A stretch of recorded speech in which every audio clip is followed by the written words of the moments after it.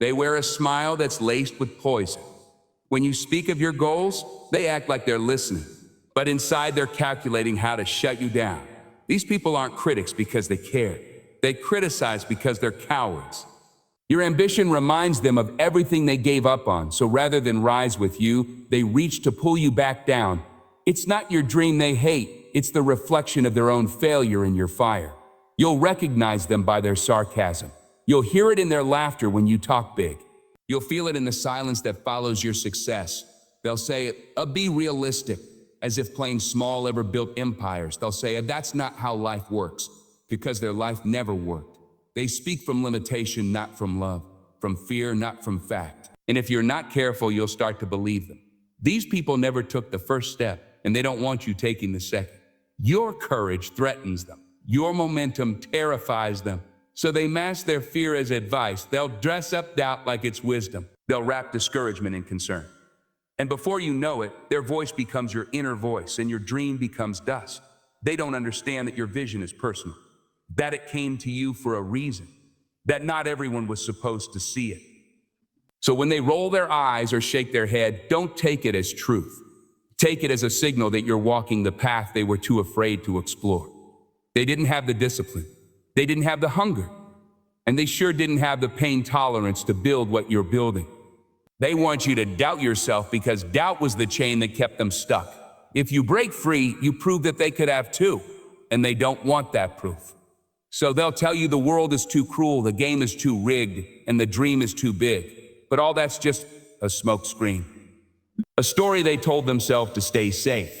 And now they want you trapped in the same cage. What they fear most isn't your failure, it's your success. Because if you win, they'll have to face the truth, that it was never impossible, that it was just a choice. And that choice, the one they made to settle, will haunt them every time they see you rise. So they'll sabotage, subtly, consistently, with a word here, a laugh there, a seed of doubt planted deep where it's hard to reach. But you've got to understand this. Visionaries always look crazy to the blind. You weren't born to blend in. You weren't born to make sense to people who stopped dreaming a long time ago. Their confusion is confirmation. Their doubt is proof. Their hate is a spotlight. Let them watch, but don't let them in. Keep building. Keep moving. Keep becoming. Surround yourself with people who clap when you speak life into your dream. People who don't flinch at your ambition. People who pour gas on your fire, not water. Because at the end of the day, dream killers only win if you stop dreaming. They don't walk into a room. They invade it. You can feel it in the air shift when they arrive, a heaviness, a storm. They come with problems, never solutions, with noise, never peace. They thrive in confusion because clarity threatens their grip. And the moment you get focused, they'll find a way to pull you back into their world. A world where negativity is the currency and chaos is the rhythm. These people don't just talk, they drain. Every conversation is a complaint.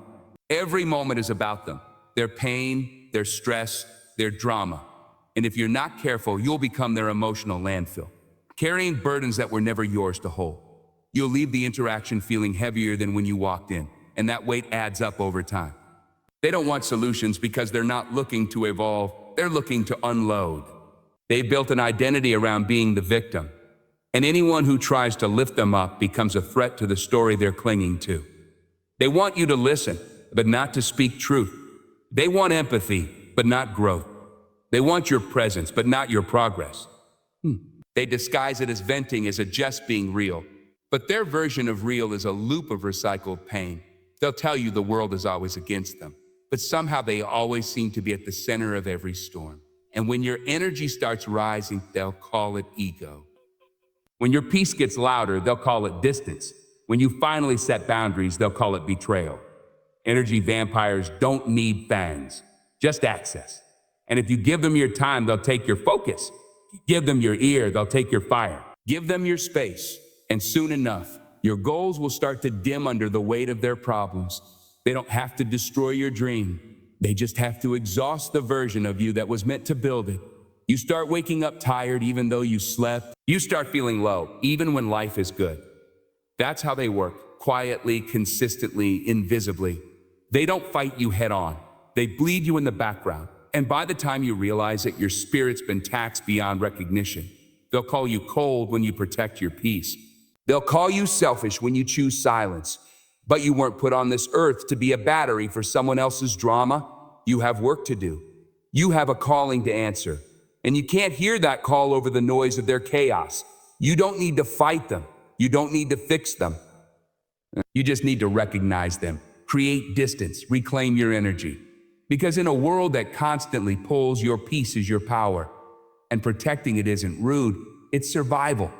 They don't come at you with hate in their eyes. They come with smiles, compliments, and fake applause. They sit at your table, nod at your vision, and shake your hand while counting your flaws.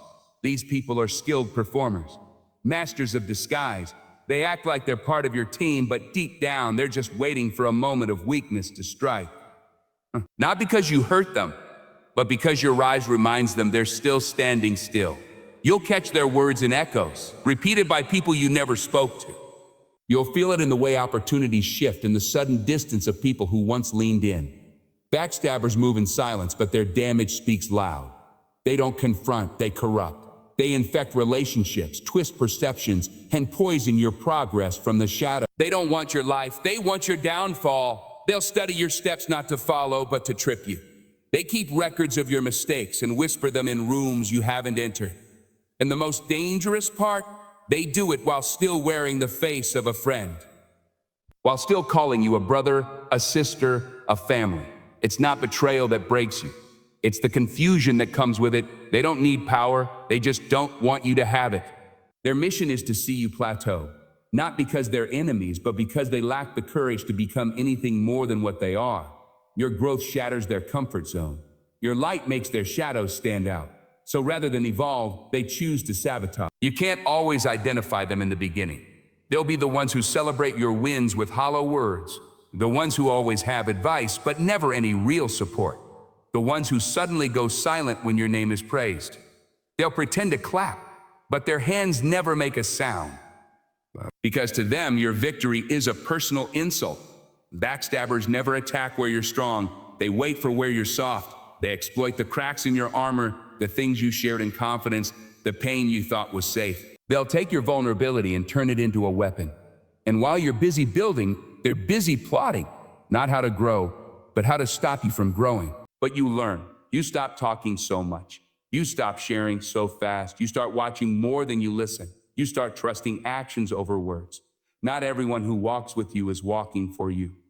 Some are just close enough to map your weaknesses, to predict your next step, to smile while loading the betrayal in their hands. Backstabbers don't just test your patience, they test your discernment.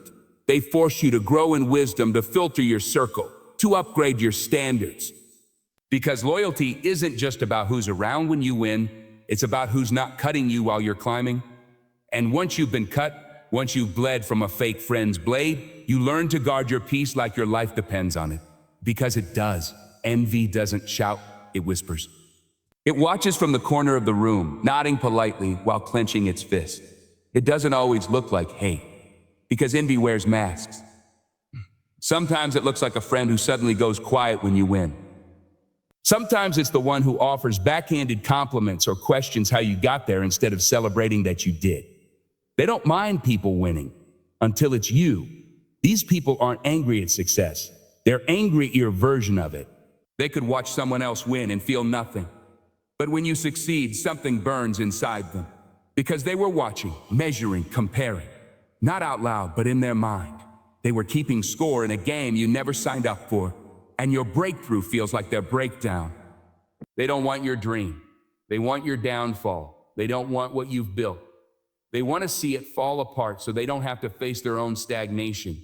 Your drive, your discipline, your progress exposes everything they've been ignoring in themselves. And instead of rising to match it, they aim to destroy it. Not with action, with bitterness, with slander, with silent sabotage. Envy isn't loud at first. It starts with questions like, why them? Or what makes them so special? And then it moves into the shadows, gathering resentment with every win you collect. They'll downplay your effort. Say you got lucky. Say someone helped you. Anything to strip your success of its weight. Because if you earned it, then they have no excuse for why they haven't. The envious can't clap for you because their hands are too busy building walls between their failure and your success. They'll smile to your face, but they're praying for your fall behind the scenes, watching your every move, not to learn, but to hope it crumbles. And when it doesn't, their silence gets louder than applause ever could. These people are addicted to comparison. They measure worth in likes, applause, and visibility. And because they never cultivated purpose, they can't understand why you're not shaken by their judgment. You become a mirror, not showing them what they are, but what they could have been. And that reflection is painful for someone who never tried. Envy doesn't always throw stones. Sometimes it just refuses to help build. It won't sabotage you directly, but it also won't support you. It'll sit on the sidelines and say nothing while others cheer. It'll disappear during your breakthroughs and show up when you're struggling, pretending to offer comfort, but secretly satisfied by your stumble. Because to the envious, your pain is proof that the universe is fair again. But your path isn't for public approval. Your growth isn't dependent on their applause. The envious can't stop you. They can only distract you. You rise anyway. You win anyway. And every step forward is a reminder that envy loses every time discipline shows up. So let them watch, let them burn. But never let them break your stride. They've got a reason for everything except their lack of results. Ask them why they're stuck. And they'll give you a list of names, a history of bad breaks, and a calendar full of missed chances. But they'll never point the finger at the mere excuse makers have mastered the art of avoiding responsibility. They package their laziness as logic, their fear as fact, and their failures as someone else's fault. They speak with authority as if the universe conspired against them. They'll talk for hours about why things didn't work, but never take 10 minutes to fix anything. They think understanding the problem is the same as solving it. They live in theory, not action. Their mouths move, but their lives stay still. Because deep down, they don't want solutions. They want sympathy. They wear victimhood like a badge of honor. They crave attention, not transformation.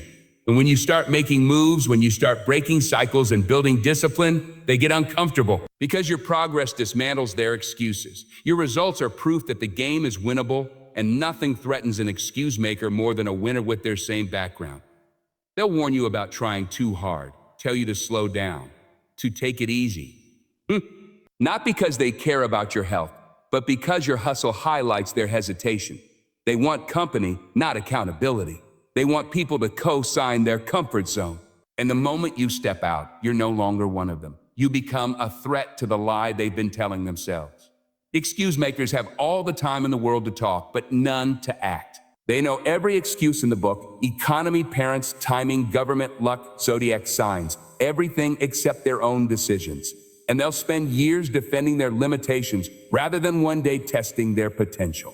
They treat life like a courtroom, always building a case, never building a future. They hate deadlines because deadlines expose discipline. They hate structure demands action. They want freedom without responsibility, rewards without effort. And when life doesn't hand them what they didn't earn, they double down on blame. They rewrite the narrative, twist the truth, and settle into the soft bed of mediocrity. They'll always find a reason to pause, a reason to quit, a reason to delay. And if you spend too much time around them, their mindset becomes contagious. You start seeing obstacles instead of openings. You start talking more and doing less. You start waiting for the right time, like it's something that's going to knock on your door.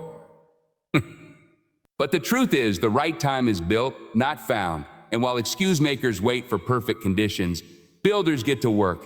While they're talking about what went wrong, you should be busy making it right. Because excuses are unlimited, but time isn't. And every excuse you accept is a brick taken out of the life you were meant to build. They don't take control by force. They take it by confusion. They blur the lines between truth and lies, right and wrong, love and control. Manipulators study your weaknesses, your insecurities, your habits, and use them like tools. They don't raise their voice. They raise questions. Questions that make you doubt yourself, second guess your instincts, and slowly surrender your power without even realizing it. They play the long game. They make you feel like you need them. They act like the only ones who understand you, support you, protect you. But that support comes with a leash. They isolate you from voices that might wake you up. They discredit anyone who doesn't align with their narrative. And little by little, your world gets smaller until their opinion becomes the only one you listen to. They wear different masks depending on what they want. They can be charming, humble, broken, wise, whatever image best serves the manipulation. One minute they're your biggest supporter, the next they're subtly making you feel guilty for growing. They don't pull you down directly. They make you believe you're going too far, too fast, too selfishly, and you slow down not knowing they planted the doubt. Manipulators are masters of guilt. They use your empathy against you. They turn your kindness into a weakness. When you try to create boundaries, they call you cold. When you try to speak truth, they call you ungrateful. They flip the script so well, you end up apologizing for things they did. And they'll never admit wrong because accountability breaks the illusion they depend on. They don't want you free, they want you tied to their validation, their approval, their version of reality. They can't lead you with inspiration, so they lead you with control. They build systems where you're always the one proving, always the one chasing, always the one trying to earn peace that never comes. And when you start waking up to it, they double down with love bombs, praise, and promises just to keep you from leaving. You'll know you've been manipulated when the truth starts feeling unfamiliar, when you can't trust your own thoughts, when silence feels like punishment and confrontation feels like betrayal. Because manipulators don't break your body, they break your mind.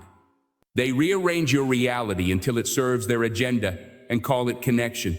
They will never empower you, only edit you. They'll support your dreams only if they benefit them. They'll celebrate your strengths only when they control them. And the moment you step out of line, the moment you remember who you are, the mask falls. The charm vanishes, and what's left is the control they've tried so hard to hide. Escaping their grip isn't just about walking away, it's about reclaiming your mind. It's about unlearning the lies, rebuilding your voice, and standing in your truth without permission. Because manipulators don't fear losing you, they fear losing control over you. And the moment you stop needing their approval, they lose their power completely. They live in the land of a good enough and call it home. They settle in mediocrity like it's a reward, not a warning. To them, comfort is king and challenge is the enemy. Complacent don't want to stretch, don't want to reach, don't want to become. They would rather live small and safe than risk failure on the path to something greater. These people fear discomfort more than regret. They avoid pressure, responsibility, and anything that threatens their routine. They treat ambition like a disease, something to be cured with more television, more distraction, more excuse. And when someone around them dares to rise, dares to demand more out of life, they respond with confusion, resistance, or jealousy. Masked as concern, they speak in the language of limitation. You'll hear them say things like, don't overdo it, or you're already doing fine. They glorify the bare minimum and criticize anything that requires sacrifice. Their mindset is allergic to discipline, allergic to vision, allergic to work that demands growth.